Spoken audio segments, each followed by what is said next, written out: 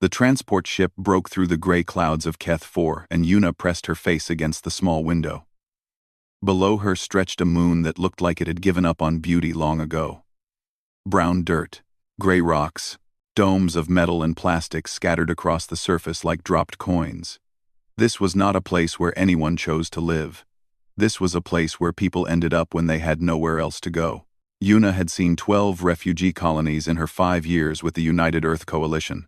She knew what waited for her down there. Hungry faces, empty eyes, people who had lost everything and were slowly forgetting how to hope. She would distribute food, medicine, and supplies. She would file her reports. She would leave in 3 weeks and move on to the next broken place. The ship landed with a heavy thump. Yuna grabbed her bag and walked down the ramp into thin, cold air. A figure waited for her near the landing pad. It was a Valari, one of the feline species that had once ruled 3 star systems. This one was old. Her fur had turned white with age and her whiskers drooped toward the ground. She wore simple brown robes and leaned on a wooden staff. "You are the human aid worker," the old Valari said. Her voice was like dry leaves rubbing together. "I am Yuna. You must be Elder Mothri. I received your distress signal." Mothri nodded slowly. "We are grateful you came. Our supplies ran out 2 weeks ago. The children are hungry." Children? Yuna had read the briefing files, but they had been short on details. "How many refugees are here?" 47, Mothri said. She turned and began walking toward the largest dome. All of them children. All of them orphans. Yuna stopped walking. 47 orphans? Where are the adults? Mothri did not turn around. Dead. Captured. Scattered across the stars. When the Dominion came for our homeworld, they killed anyone who could fight back. The parents hid their children, sent them away on any ship that would take them. We gathered here because no one else wanted us. They walked in silence after that. Yuna had many questions, but something in the old Valari's bent shoulders told her that the answers would only bring pain. She would learn what she needed to learn. For now, she followed. The main dome was larger than it looked from outside. Inside, the air was warm but stale. Old machines hummed in the corners, working hard to keep everyone alive. The floor was covered with thin sleeping mats arranged in neat rows, and on those mats sat the children. Yuna had expected to see young Valari playing, fighting, making noise like children everywhere did. Instead, she found silence. 47 small bodies sat or lay on their mats. Their fur was dull, their ears lay flat against their heads. Most of them stared at nothing. A few looked up when Yuna entered, but they quickly looked away again, as if eye contact was dangerous. But the thing that hit Yuna hardest was how they held themselves. The Valari were a tall species. Even their children should have stood straight and proud, with their spines curved gracefully, and their heads held high. These cubs were hunched over like old humans with broken backs. Their shoulders curved inward, their necks bent down. They made themselves as small as possible, as if they were trying to disappear. "Why do they sit like that?" Yuna whispered. Mothri's old eyes grew wet. "They have learned that standing tall brings punishment. The Dominion soldiers would beat anyone who showed pride. They would kill anyone who looked them in the eye. Our children watched their parents die for refusing to bow. Now they carry that fear in their bones." A small cub near the entrance tried to straighten his back. He managed to lift his spine for perhaps 2 seconds before his whole body began to shake. Then he curled back down, pressing his forehead against his knees. Yuna could see him breathing fast and hard, fighting against something invisible. "That is Teho," Mothri said quietly. "He tries every day. He cannot do it. The fear is too strong." Yuna watched the cub named Teho. He was perhaps 8 years old in human terms. His fur was dark gray with lighter patches around his eyes. Those eyes, when he briefly looked up, were the color of gold coins, but they held no shine. They held only shadows. Something twisted in Yuna's chest. She had seen hungry children before. She had seen sick children and scared children and angry children. But she had never seen children who had forgotten how to stand up straight. She had never seen an entire generation taught that pride was a crime. She spent the rest of that day unloading supplies from her ship. Food, water purifiers, medicine, blankets. The cubs watched her work, but none of them offered to help. They did not speak to her. When she walked near them, they pressed themselves lower to the ground. Only one cub showed any reaction at all. A small female with reddish-brown fur crept closer, while Yuna stacked food containers. Her name, Yuna learned later, was Bora. She was one of the youngest, barely 5 years old. She watched Yuna with huge amber eyes that held a tiny spark of something that might have been curiosity. "Hello," Yuna said softly, kneeling down. Bora flinched backward so fast she fell over. She scrambled away on all fours and hid behind an older cub, trembling. Yuna stood up slowly. Her heart felt heavy. That night, she sat with Mothri in a small side room while the cubs slept. The old Velari served her a cup of bitter tea. "You must not blame yourself," Mothri said. "They fear all tall beings now. You did nothing wrong. I just wanted to say hello. I know. But to them, you are tall. You stand above them. Every tall shadow reminds them of soldiers coming to hurt them." Yuna wrapped her hands around the warm cup. "How long have they been like this? The youngest ones have never known anything else. The older ones remember better times, but those memories only make the pain worse." Mothri sighed deeply. "We try to teach them that the danger is past. We tell them they are safe now, but their bodies do not believe us. Their bodies remember. There must be something we can do." Mothri shook her head slowly. "I have tried everything, young human. I have loved them and fed them and told them stories of who we used to be. But I cannot undo what was done to them. I cannot reach inside their spines and remove the fear." Yuna stared into her tea for a long time. She was supposed to leave in 3 weeks. She was supposed to file her reports and move on to the next assignment. That was her job. That was what she had always done. But when she closed her eyes, she saw Tejo trying to straighten his back. She saw him shake and fail and curl back into himself. She saw 47 children who had forgotten what it felt like to stand proud. She opened her eyes. "I would like to request an extension to my assignment here." Mothri looked at her with surprise. "How long? 6 months, maybe longer. Why?" Yuna could not fully explain it, even to herself. She only knew that walking away from this place would break something inside her that she did not want broken. "Because someone has to help them remember how to stand," she said. "And I am here." Mothri studied her for a long moment. Then the old Velari reached across the table and touched Yuna's hand with her soft, furred fingers. "Perhaps," she said slowly, "the universe sent you to us for a reason." Yuna was not sure she believed in reasons. But she believed in trying. And she believed in children who deserved better than a life spent crouching in fear. She would stay.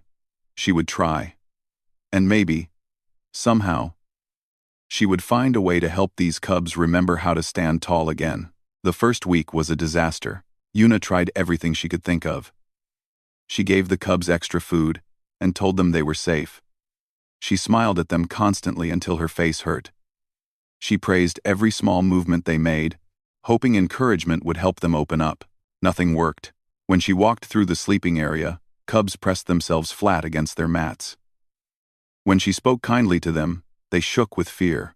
When she tried to gently touch Tejo's shoulder to comfort him, he cried so hard that he could not breathe for several minutes. After 7 days, Yuna sat alone behind the supply building and pressed her hands against her face. She had made things worse. The cubs were more afraid of her now than when she had arrived. All her good intentions had done nothing but add another tall shadow to their nightmares. Mothri found her there as the artificial sun dimmed for evening. "You are crying," the old Velari observed.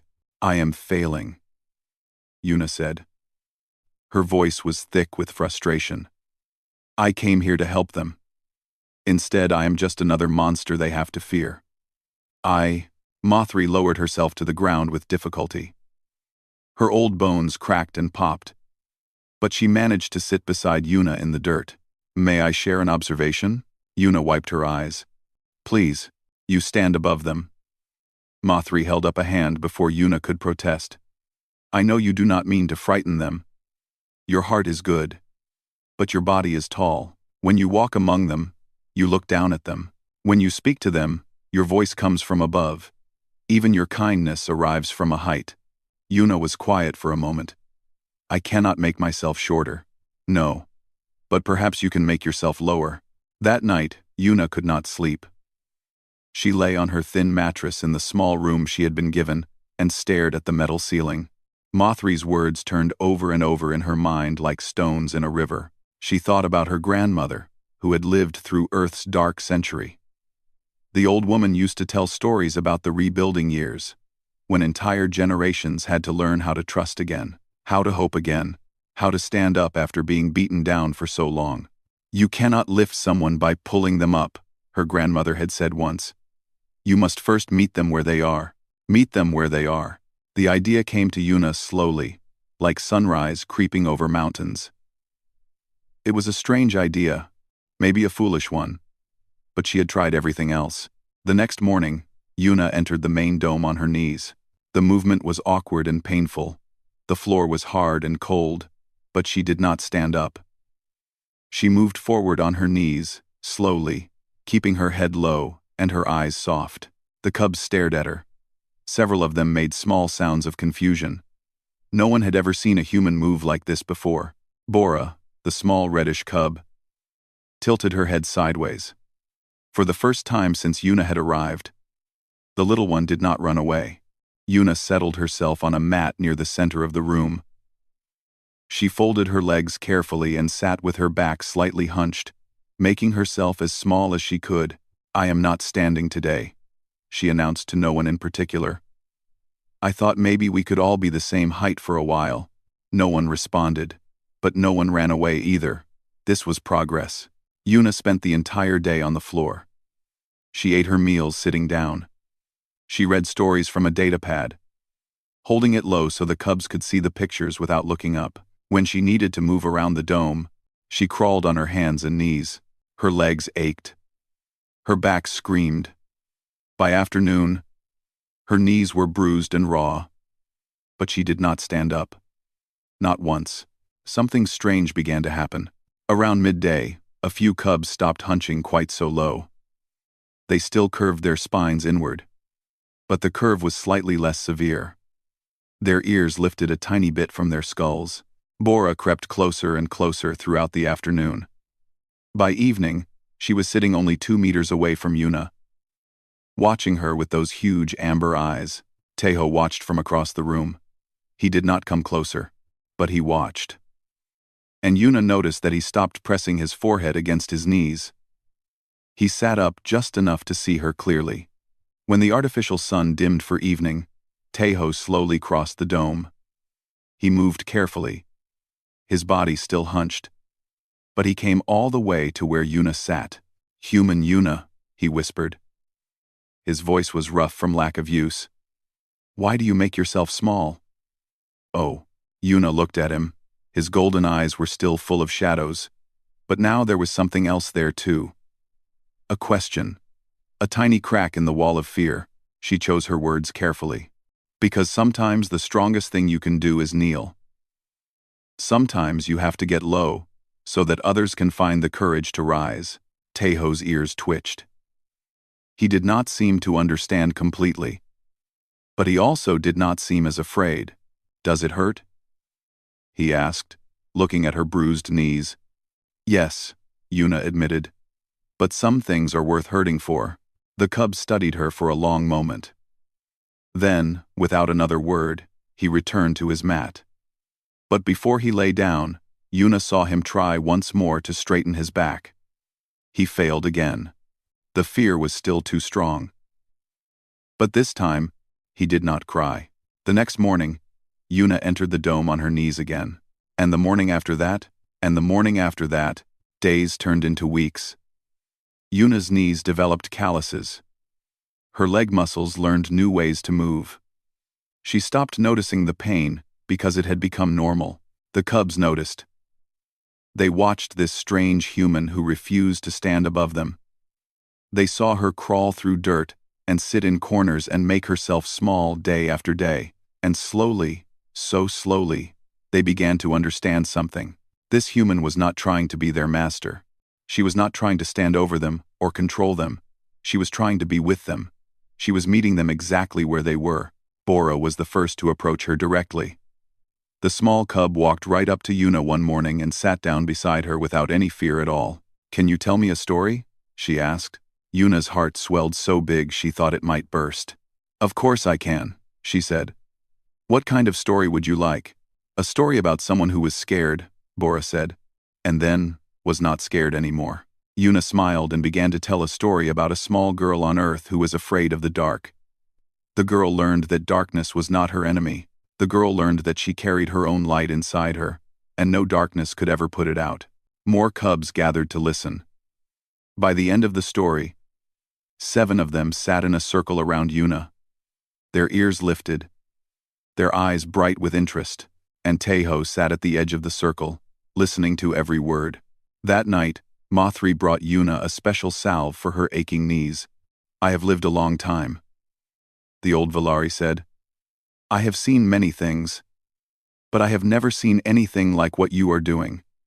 I have seen many things like what you are doing. Is it working?" Yuna asked. "I cannot tell if it is working." Mothri smiled, and for a moment her ancient face looked young again. "Look at them," she said, gesturing toward the sleeping cubs. "Look at how they sleep." Yuna looked.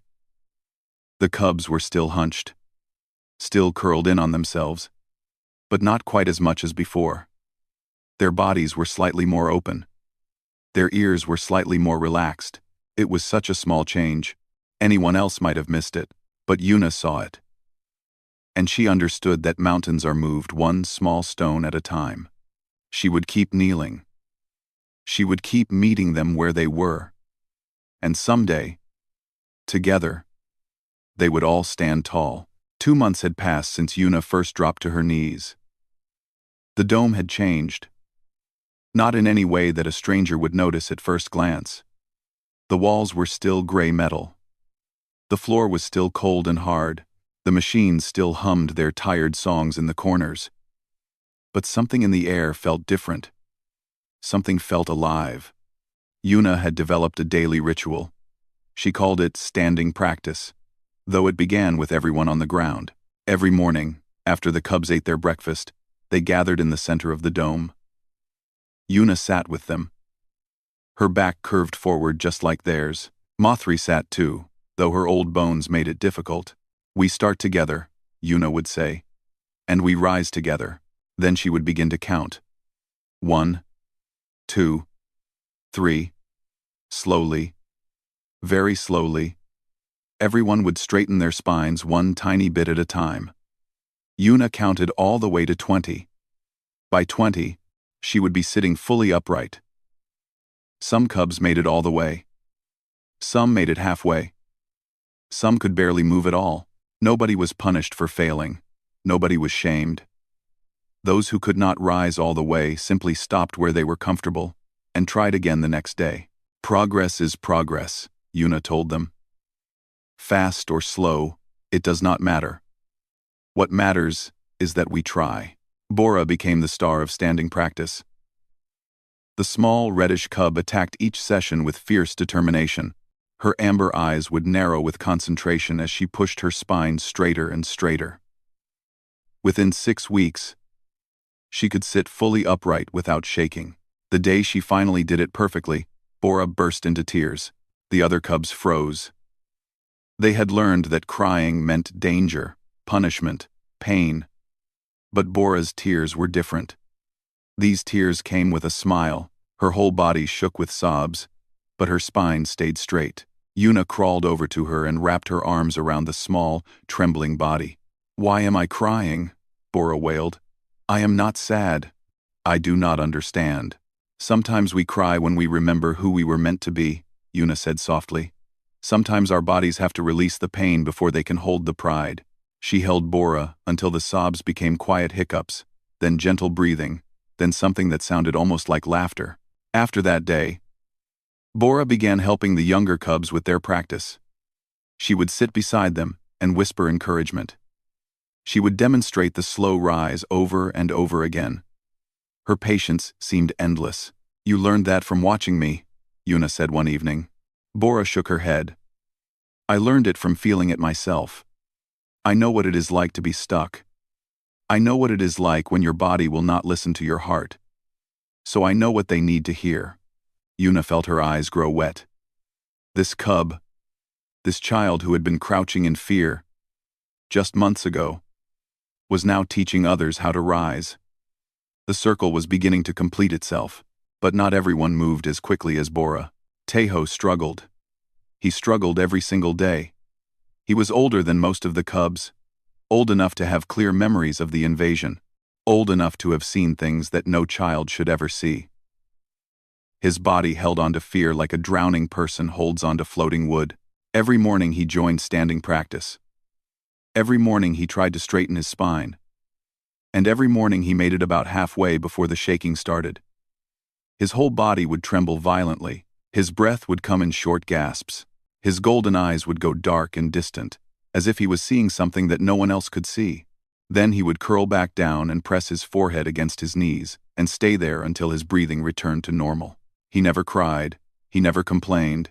He simply failed, day after day, and came back to try again.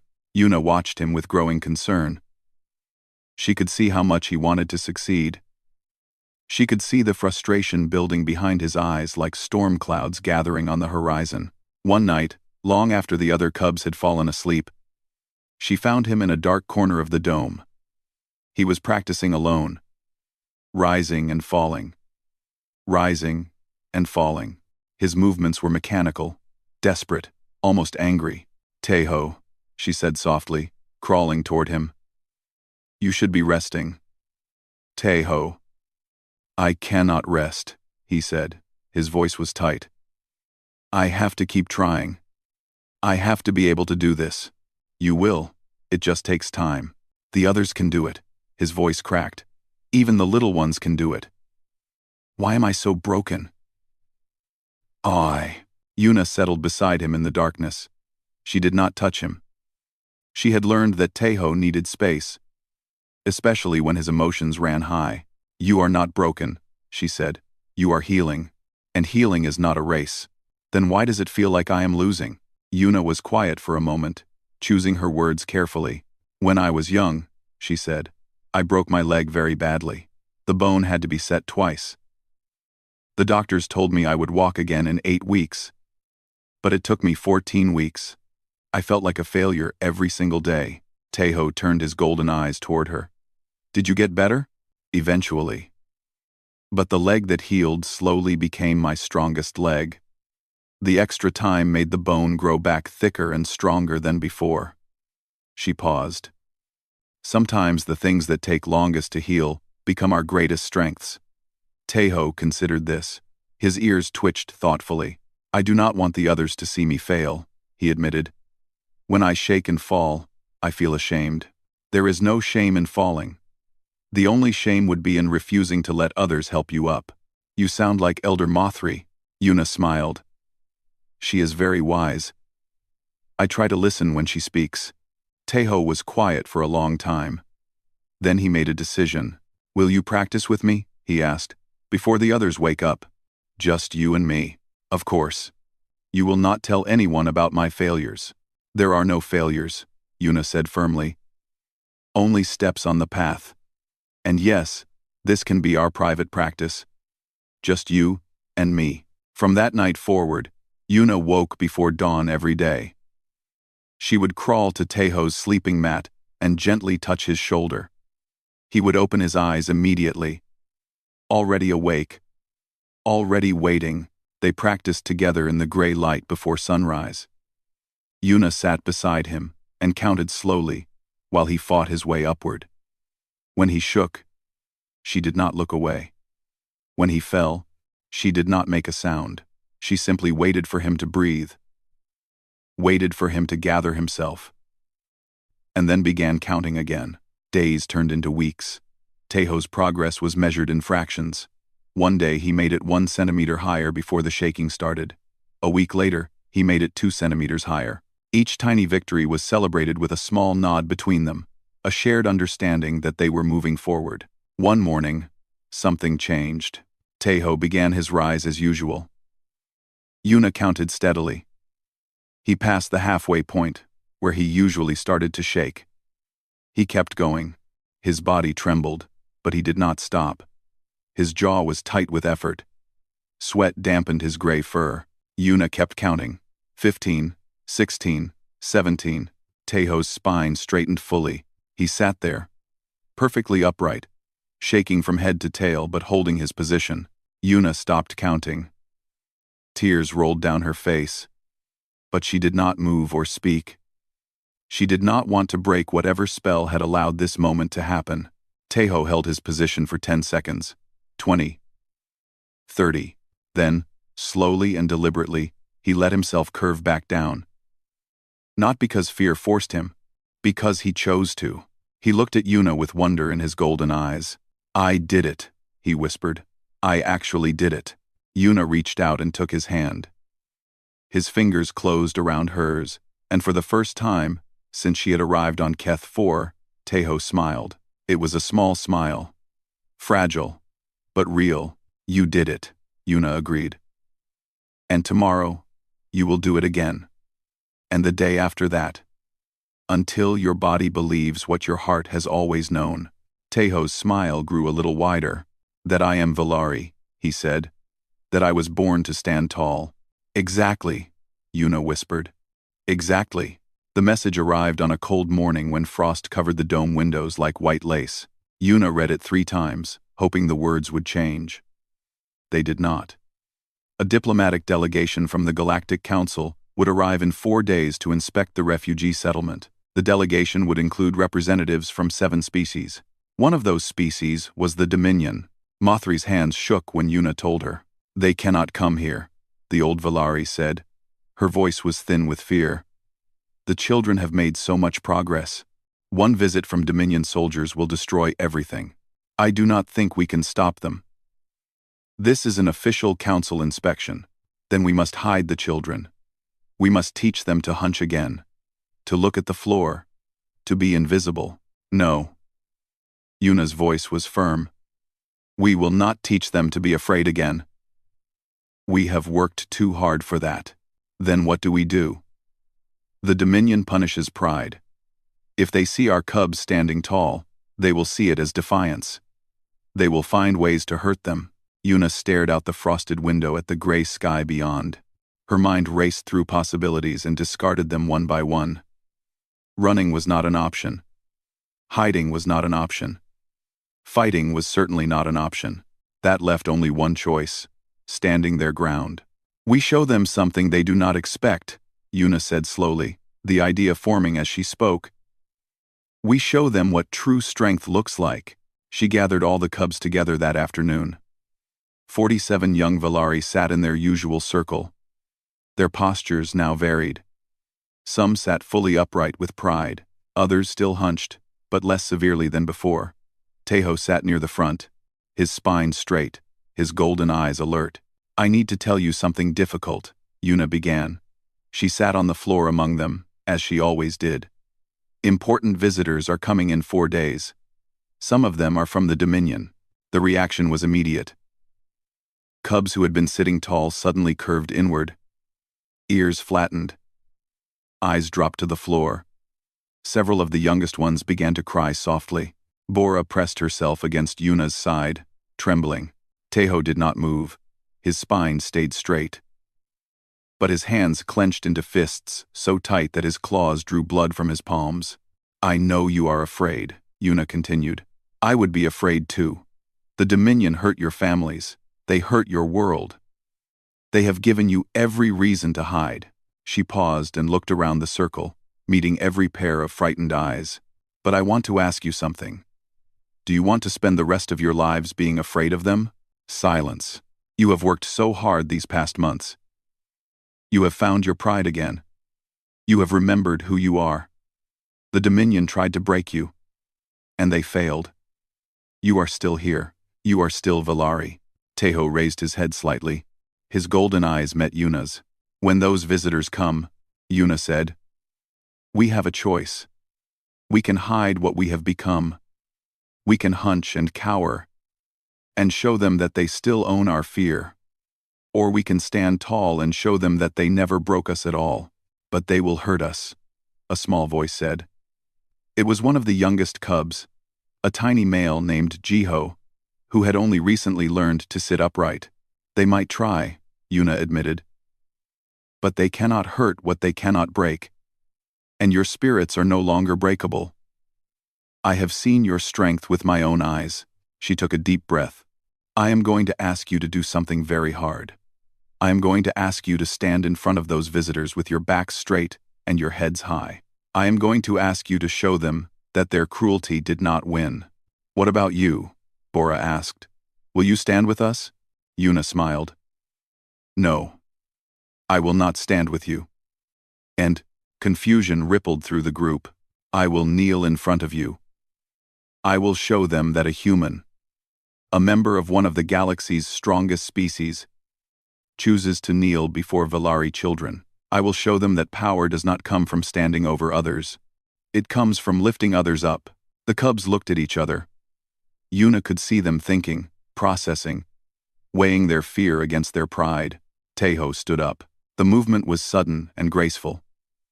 He rose to his full height, his spine perfectly straight, his ears high, his golden eyes blazing. I will do it, he said. His voice did not shake.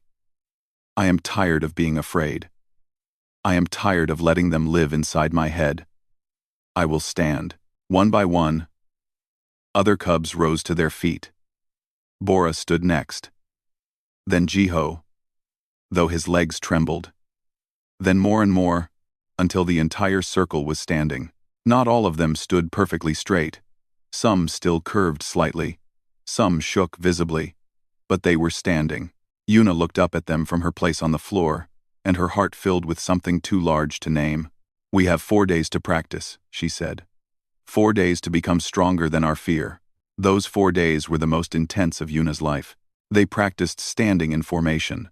They practiced keeping their eyes forward even when footsteps approached from behind. They practiced breathing through fear, channeling terror into strength. Teho became an unofficial leader.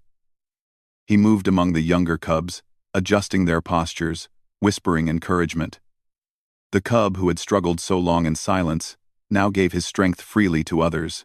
When you feel the fear, he told Jiho, do not fight it. Let it pass through you like wind through grass. You are the grass.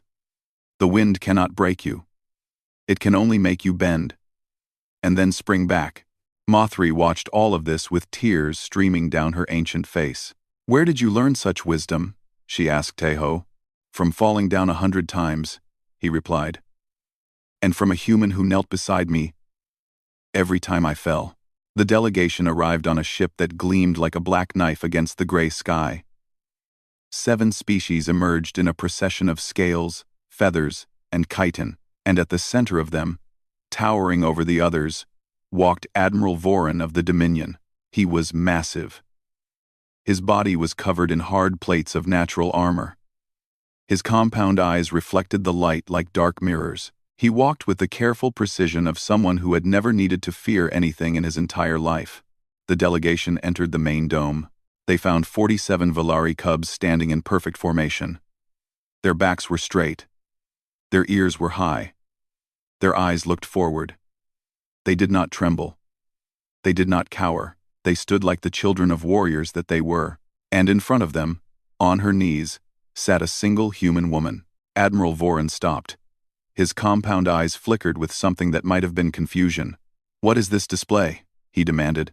Yuna looked up at him from her position on the ground. She did not stand. She did not raise her voice. She spoke calmly and clearly. This is what strength looks like, Admiral. The strong do not need to stand over others. They do not need to crush those beneath them to feel powerful. She gestured to the cubs behind her. These children have learned what your empire forgot. True pride comes from lifting each other up. True strength comes from choosing to kneel. so that others can stand. Voron's armored plates shifted with a sound like grinding stones. These are the orphans of rebels. They should know their place. Tejo stepped forward from the formation. His legs trembled slightly, but his voice was steady and clear. "We are Valari," he said. "We remember who we are. We remember who our parents were. And we will teach our children to remember too." He stood directly before the admiral, a small figure of gray fur facing a mountain of dark armor. "You can kill us. You can scatter us across the stars. But you cannot make us forget. And you cannot make us bow." The dome was silent. Every eye was fixed on the confrontation. The tension was thick enough to choke on. Admiral Voron stared down at the cub for a very long time. His compound eyes revealed nothing. Then, without a single word, he turned and walked out of the dome. The other delegates followed. Some of them looked back, with expressions that might have been surprise, or respect, or something else entirely. When the delegation's ship broke through the atmosphere and disappeared into the gray sky, the cubs held their positions for a full minute longer. Then they collapsed into each other with cheers and tears and a pile of fur and joy.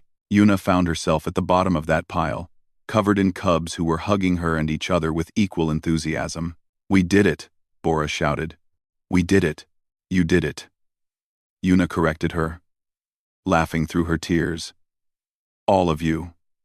Together, Tejo made his way through the tangle of bodies and knelt beside Yuna.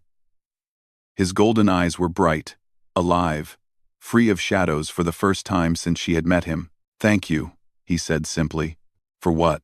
"For teaching me that kneeling is not weakness. For showing me what real strength looks like." Yuna reached out and touched his face gently.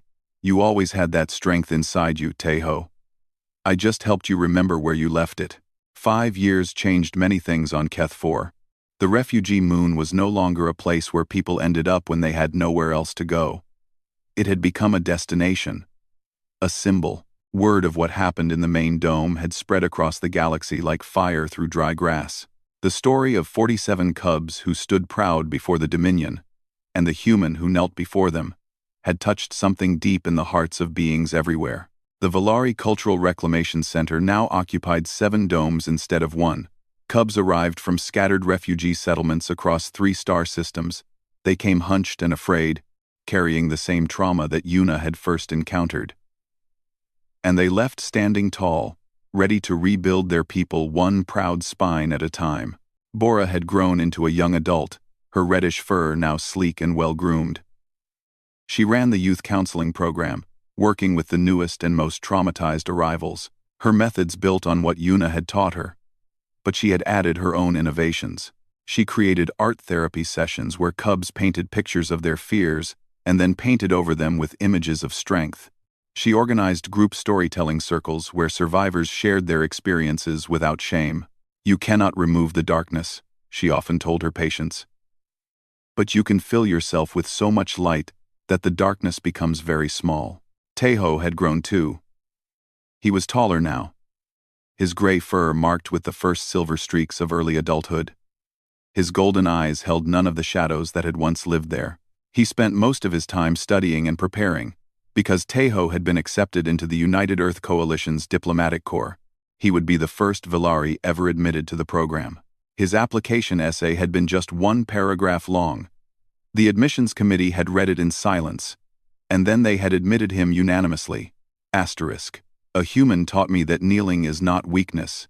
Now I will stand in rooms of power and remember that lesson. I will kneel when others need me to, so they can find their own strength to rise." Asterisk. Yuna's hair had streaks of gray now too. 5 years of kneeling had left permanent marks on her knees, thick calluses that would never fully fade. She wore them with pride, the same way soldiers wear their scars. But her time on Keth 4 was ending. The Coalition had a new assignment for her. Another refugee camp, on the far side of the galaxy. Another group of broken people who needed someone to meet them where they were. The morning of her departure, everyone gathered outside the main dome. Not just the current residents, but alumni who had traveled from across the sector to say goodbye. Hundreds of Valari stood in neat rows, their backs straight, their ears high, their eyes bright with tears they were not ashamed to show.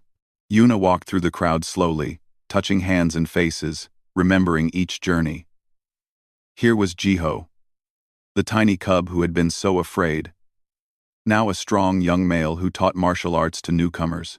There was Yunji, who had arrived unable to speak, and now led group singing sessions. And there was Mireille, who had once pressed herself flat against the floor whenever Yuna approached, and who now ran toward her with open arms. So many stories, so many struggles, so many victories, large and small. At the front of the gathering stood Mothri, older and more frail than ever, but still upright, still proud. Beside her stood Bora and Teho, the first two cubs who had truly trusted Yuna. Mothri stepped forward and took both of Yuna's hands in her soft, furred fingers. 5 years ago, the elder said, her voice carrying across the silent crowd.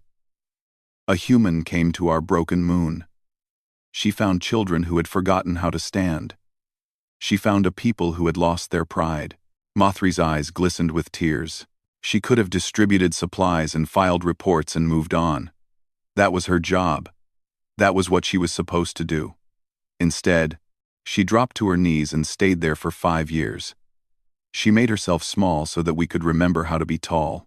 Yuna opened her mouth to speak, but Mothri held up a hand. You gave us ourselves back, Yuna of Earth. You gave us our spines. You gave us our pride. You gave us our future. The old Valari released Yuna's hands and stepped back. Teho moved forward. He looked at Yuna with those golden eyes that she had watched transform from hollow to bright over the years. I have something to show you, he said. Something I learned from you. Then, to everyone's surprise, Teho dropped to one knee. He knelt before her, his spine still straight, his head still high, but his body lowered in a position of respect and honor. What are you doing? Yuna asked, laughing even as tears rolled down her cheeks. Showing you what you taught me, Teho replied. He looked up at her with perfect sincerity. That sometimes the strongest ones kneel, so that others can stand proud. Before Yuna could respond, Bora knelt beside him, then Jiho, then Yunji, then Mireille. One by one, every Valari in the gathering lowered themselves to one knee, hundreds of them. Adults and children, elders and youths, those who had healed and those still healing, they all knelt. The sight took Yuna's breath away. Please, she managed to say, you do not have to do this. We know, Bora said, smiling up at her. That is why we choose to. Yuna stood there, surrounded by hundreds of kneeling Valari, and realized something profound. For 5 years, she had knelt so that they could stand. Now they were kneeling so that she could see what her choice had created. She was not standing over them. She was standing among them. Slowly, Yuna straightened her own spine. She lifted her chin. She squared her shoulders. For the first time in 5 years, she let herself be tall. And she understood, finally and completely, what it meant to stand proud together. The Valari rose as one, their movements synchronized and graceful. They surrounded Yuna in a gentle circle of fur and warmth and love. Go and help others, Teho said. Go and teach them what you taught us. The galaxy needs more humans who know how to kneel. Yuna nodded, unable to speak through her tears. But remember, Bora added, pressing her forehead against Yuna's cheek in the Valari gesture of deepest affection, you will always have a home here. You will always have family here. We are your pride now. Just as you helped us find ours. Yuna hugged as many of them as she could reach. She whispered goodbyes and promises to return.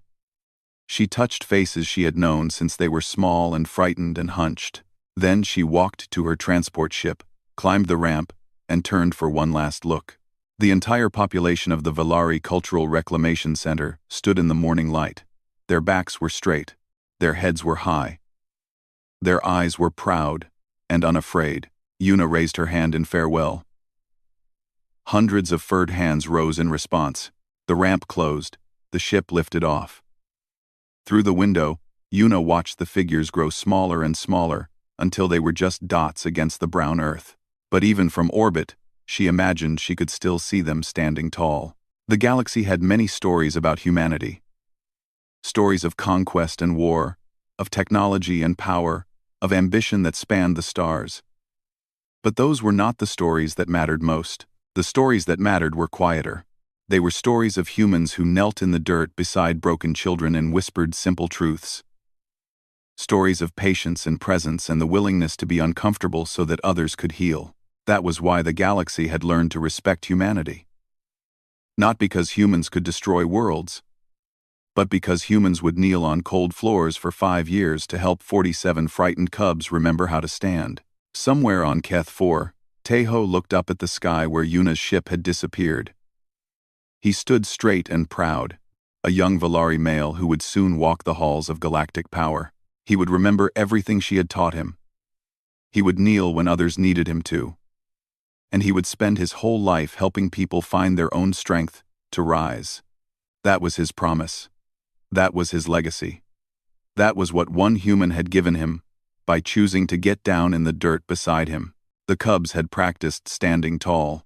The human had knelt and helped them stand proud together. And now, they would carry that gift forward until every broken child in every corner of the galaxy knew what it felt like to lift their head and straighten their spine and remember who they were meant to be. That was the real strength of humanity. That was the story worth telling.